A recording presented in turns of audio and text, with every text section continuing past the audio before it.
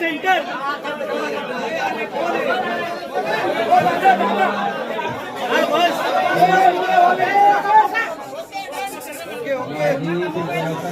Mobile खाली घ्या.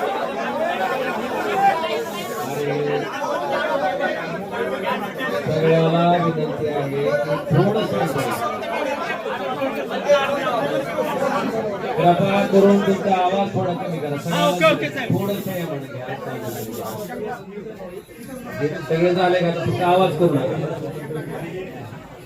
आज मी आल्यापासून धाराशिव लोकसभा मतदारसंघातील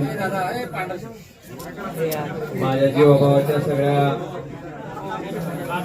लोकांना विनंती केली होती की आज आपण या ठिकाणी उपस्थित राहावं. माझ्या आव्हानाला प्रतिसाद देत माझ्या लोकसभा कार्यक्षेत्रातील सगळी जीवाभावाची माणसं आज या ठिकाणी उपस्थित होती. जवळपास 4:15 पासून आता 8 वाजत आले. सगळ्यांशी चर्चा आम्ही त्या ठिकाणी केली. सगळ्यांचं मत त्या ठिकाणी जाणून घेतलं आणि सगळी मतं जाणून घेतल्याच्या नंतर सगळ्या कार्यकर्त्यांच्या सगळ्या जीवभावा माणसांच्या ज्या सूचना आहेत त्या पद्धतीनं मला थोडी पार्श्वभूमी सांगायची की नुकत्याच झालेल्या स्थानिक स्वराज्य संस्थेच्या निवडणुकीमध्ये सगळे कार्यकर्ते त्या ठिकाणी लढत असताना सुद्धा जर धाराशिव लोकसभा मतदारसंघाचा आपण विचार केला तर एकाही पंचायत समितीमध्ये नगरपालिकेमध्ये त्या ठिकाणी आम्हाला यश मिळू शकलं नाही. अनेक सामान्य कार्यकर्ते अतिशय चांगल्या पद्धतीने काम करणारे कार्यकर्ते सुद्धा या निवडणुकीत अतिशय वाईट पद्धतीने त्या ठिकाणी पराभूत झाले. मी असेल आपले सगळे सहकारी असतील आम्ही 24 तास मधला 24 तास वेळ सामान्य माणसासाठी सामान्य लोकांसाठी त्याच्या समस्येसाठी द्यायचं काम आम्ही प्रामाणिकपणे केलंय आणि याचे साक्षीदार सगळे सर्वसामान्य माणसं आहेत. आपल्या सगळ्याच्या माहितीसाठी आमचा कार्यकर्ता आम्ही कधी कामात कमी पडलोच नाही. लोकांच्या समस्या सोडवण्यात आम्ही कधी कमी पडलो नाही. पण दुर्दैवानं सत्तेमुळं त्या ठिकाणी आम्हाला या पराभवाला सामोरं जावं लागलं.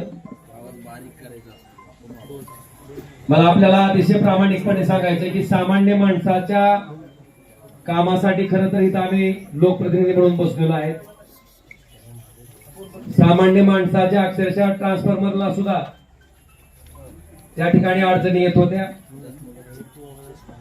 आज सगळ्यांच्या माध्यमातून त्या ठिकाणी मी निर्णय घेतलाय की शिवसेना पक्षात त्या ठिकाणी आम्ही जाणार आहे. श्री एकनाथ शिंदे साहेबांच्या नेतृत्वाखाली आम्ही त्या ठिकाणी काम करणार आहे. त्याच्या पाठीमागची पार्श्वभूमी अशी आहे की आपण बघितलं असेल ज्या कारणामुळे त्या ठिकाणी मी माझं सार्वजनिक जीवन सुरू केलं या वाईट वृत्तीची लोक कुठल्याही परिस्थितीत त्या ठिकाणी राजकारणाच्या पटलावर राहिली नाही पाहिजे. ती भूमिका आजपर्यंत मी त्या ठिकाणी चोखपणे निभावत आलो. कायदेशीर बाबीवर सुद्धा आम्ही त्याच पद्धतीनं पूर्ण आमच्या कुटुंबानं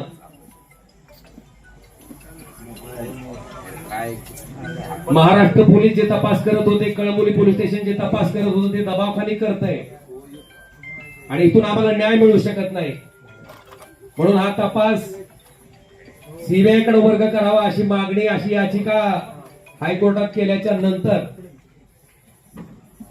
या हत्याकांडाचा तपास त्या ठिकाणी सीबीआय कडे वर्ग झाला 20 वर्ष अविरतपणे न्यायालयीन प्रक्रिया चालली.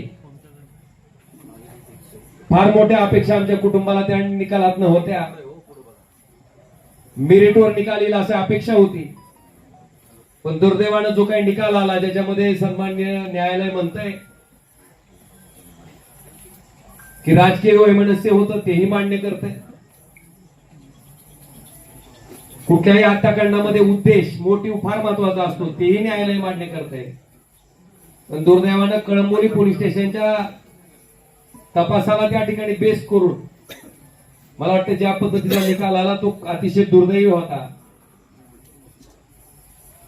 आणि अशा पद्धतीनं या निकालाचं दुःख, कारण ज्या दिवशी राजेसाहेब गेले त्या दिवशीचं जे दुःख होतं तशाच पद्धतीचं दुःख आमच्या पूर्ण कुटुंबाला काल सहन करावं लागलं.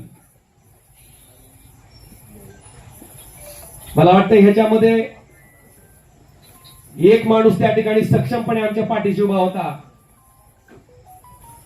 आणि त्यांनाही ते पटलेलं नव्हतं. काल ज्या पद्धतीने निकाल आला त्याच्या बाबतीत सीएम साहेब, देवेंद्रजी फडणवीस, श्री एकनाथ शिंदे साहेब यांच्याशी माझं बोलणं झालं. त्यांनी अमित शहा साहेबांबरोबरही माझं बोलणं करून दिलं. आम्ही त्यांना इतकीच विनंती केली की साहेब आम्हाला कुणाचा फेवर नको आहे, पण आम्ही जे संघर्ष मागच्या 20 वर्षापासून करतोय, फक्त न्याय मागतोय, तो न्याय आम्हाला मिळवून द्यावा ही आम्ही कळकळीची विनंती त्या ठिकाणी केली. आणि आदरणीय एकनाथ शिंदे साहेबांनी स्वतः समोर येऊन स्टेटमेंट दिलं. आणि सीबीआय त्या ठिकाणी माननीय हायकोर्टात या प्रकरणाबाबतीत अपील दाखल करणार आहे. अपेक्षा इतकीच आहे की केसच्या मेरिटवर त्या ठिकाणी जो न्याय त्या ठिकाणी डावलला गेला तो आम्हाला न्याय मिळावा. आणि म्हणून या सगळ्या बाबीचा विचार केल्याच्या नंतर आपण जर आमची इथली राजकीय परिस्थिती बघितली असेल, बऱ्याच मंडळींना वाटतंय की आता तुमचा एक पक्ष त्यांचा एक पक्ष. मी अतिशय प्रामाणिकपणे सांगतो की कुठलाही पक्ष असला तर अशा वृत्तीला राजकारणातनं थांबवण्यासाठी जे काय करावं लागणार आहे त्यासाठी ओमराजे कधीच थांबणार नाही ना मला कोणी रोखू शकत. आज ज्या सत्तेची ताकद घेऊन त्या ठिकाणी आमच्यासारख्या सर्वसामान्य कार्यकर्त्यावर जो अन्याय होतोय, आज गावागावातल्या माणसाला त्या ठिकाणी थांबवलं जात आहे. अनेक लोकोपयोगी कामं आहेत. खासदार म्हणून त्या माणसाला वाटतंय की बाबा खासदारांना आमचा ट्रान्सफॉर्मर द्यावा, खासदारांना आमच्यातलं अमुक काम करावं. आज 7 वर्ष होत आलेत. त्या माणसाच्या अपेक्षा फार मोठ्या आहेत. मला वाटतंय निश्चितपणे या सगळ्या अपेक्षांना न्याय द्यायचं काम मी निश्चितपणे प्रामाणिकपणे इथून पुढच्या कालखंडामध्ये करत राहील. आणि आपल्या सगळ्याच्या माहितीसाठी सामान्य माणूस ओमराजेला ओळखते. 2009 पासून ते आजपर्यंत, 2006 पासून ते आजपर्यंत त्या सामान्य माणसासाठी मी काय काम करतो हे सामान्य माणसानं बघितलंय. आणि म्हणून कुठल्या पैशाच्या हव्यासापोटी, कुठल्या पदाच्या हव्यासापोटी जाणारा ओमराजे नाही. जी काय सत्ता घ्यायची किंवा जी काय सत्तेचा वापर करायचा आहे, कारण आपण जर माझ्याकडची फळी बघितली तर माझ्याकडे मोठे प्रस्थापित माणसं कोणीच नाही. माझ्याकडे सामान्य माणसं, समाजातली शेवटच्या घटकातली माणसं त्या ठिकाणी आज माझ्याकडे आशा लावून बघतायत. आणि मी आपल्याला शब्द देतो की या सत्तेचा वापर हा त्या सर्वसामान्य माणसाच्या जीवनात आनंद देण्यासाठी मी प्रामाणिकपणे करत राहीन आणि ती ताकदीनं करत राहीन. हे वचन मी आपल्या सगळ्याच्या साक्षीनं आज या ठिकाणी देतो. आणि आम्हाला खात्री आहे की ज्या पद्धतीनं धावून जाऊन काम करायचा त्यांचा स्वभाव आहे त्या पद्धतीने निश्चितपणे धावून येतील आमच्या प्रत्येक. कारण आमचं काही वैयक्तिक कुठलंच काम नाहीये, माझं कुठलंच काय असंही नाही किंवा काहीतरी वेगळा व्यवसाय माझा चालू आहे आणि त्या व्यवसायाला संरक्षण घेण्यासाठी मला जायचं आहे ना. माझ्यावर काही ईडीसी व्यायची मी धाड पडली असंही नाही. बांधवांनो, प्रामाणिकपणे काम करणारा 24 तास मधला 24 तास वेळ देणारा मी एक सामान्य कार्यकर्ता आहे. आणि निश्चितपणे त्यांच्या नेतृत्वाखाली आम्ही अतिशय चांगल्या पद्धतीचं काम आपण जर बघितलं असेल तर कृष्णा मराठवाडा सिंचन प्रकल्प जो की कित्येक वर्षापासून त्या ठिकाणी अपूर्ण आहे. आपल्याकडे बॅरेजेसची काम आहेत जे की आम्ही त्यावेळेस सुरू केले होते, त्याचे इस्टिमेट चालू केले होते.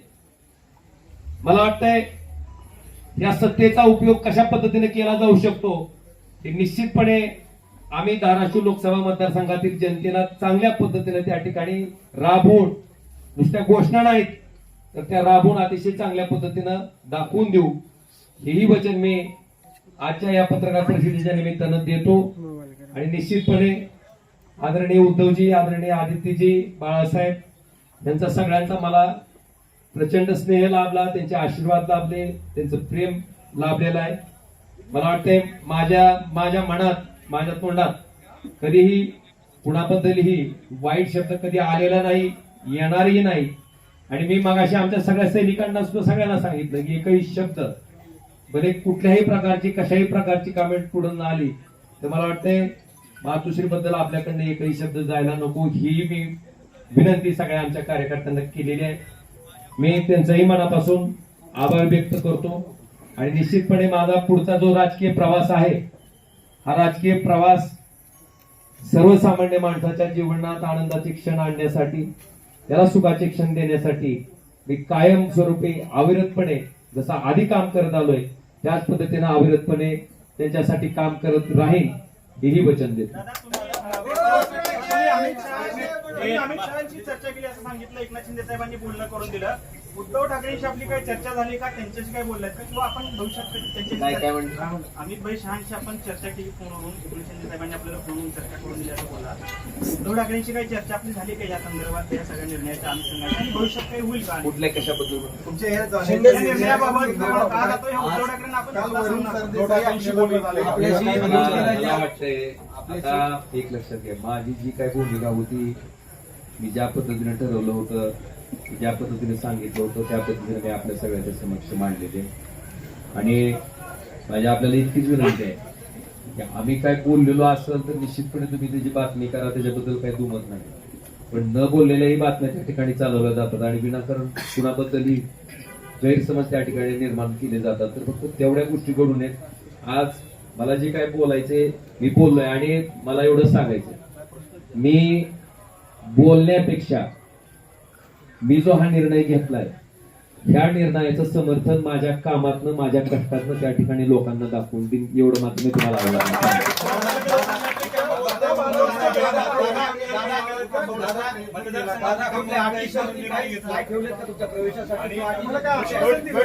लक्षात घ्या, अटी शर्ती टाकून मी काम करणारा कार्यकर्ता नाही.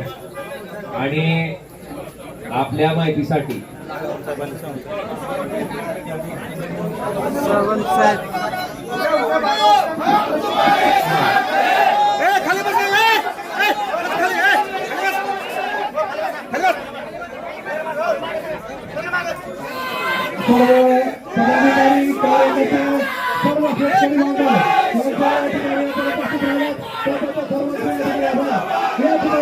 महाराष्ट्र